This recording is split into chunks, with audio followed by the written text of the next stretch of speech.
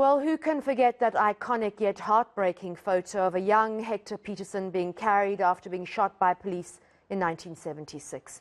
That image is seared into our brains and is a reminder of what the youth back then sacrificed for freedom and to be heard. Well, today a wreath-laying ceremony was held at the Hector Pieterson Memorial Museum in Johannesburg. Mayor Jeffrey Makubo was there to commemorate the day. It marked 45 years since the Soweto uprising, in which hundreds of young lives were lost. Around 30,000 pupils joined hands that day to fight the oppressive apartheid regime. eNCA reporter Govan Whittles attended the service and joins me now from Soweto. Govan, thank you so much for joining us. Tell us a little bit about the ceremony, if you can.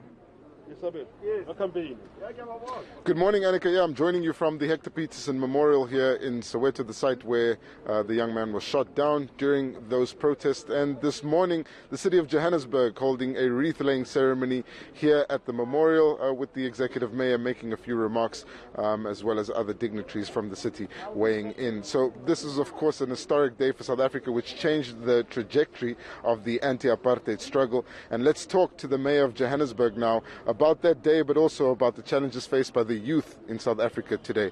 Mr. Mayor, thank you so much for your time. Interesting quote you had in your speech there, saying, simply put, the youth of today are faced by deep employment, which results in a lot of the social ills of society being placed at their doorstep. Is that how you think the youth of South Africa are experiencing society right now?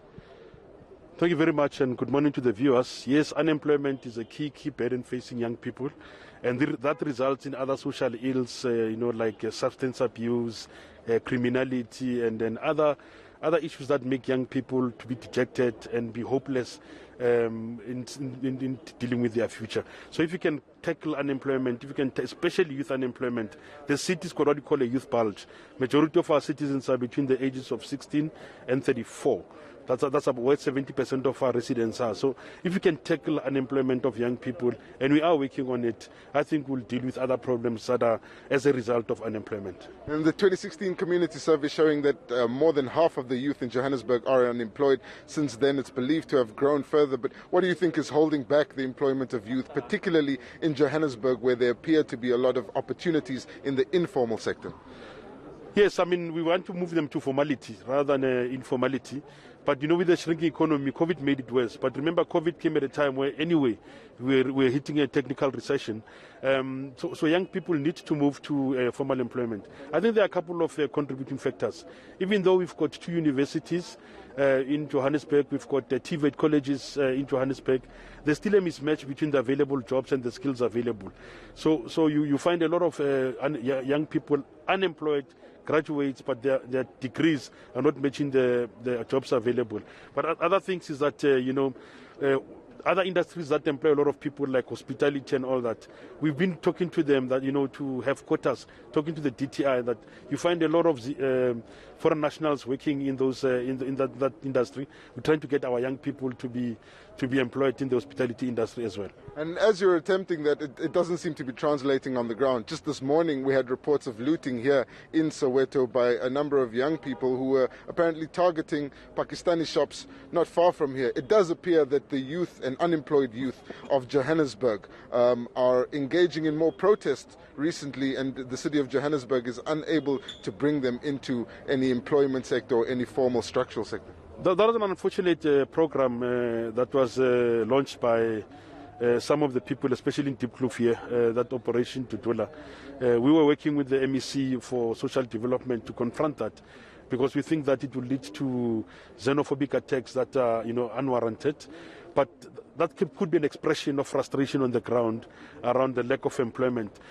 We said to them, these Pakistani shops are actually renting from the properties, local property. They don't just anywhere. They are in yards of our people. They're in the shops owned by locals. But it's something that we have to deal with. We are confronting this issue of young youth unemployment with the youth directorate in the mayor's office.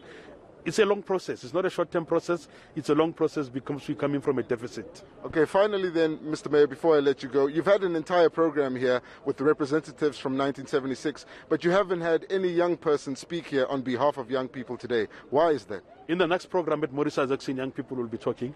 Today, just now it was, wreath laying, Hector Pieterson, Mbuisa Makubu, Hastings Ndlovu, and others, the June 16 Foundation, which is why the Each One Teach One Foundation, which is the 80s generation and the 90s generation, the 2000s, will be speaking at Maurice Isaacson, expressing their views on what their issues are. But we've had SRC from Reds here, SRC from UJ here. We're trying to integrate all young people in our program. Thank you so much. That's the Mayor of Johannesburg, Mr. Jeff Makuba, speaking to us at the Hector Pieterson Memorial here in Soweto. Annika.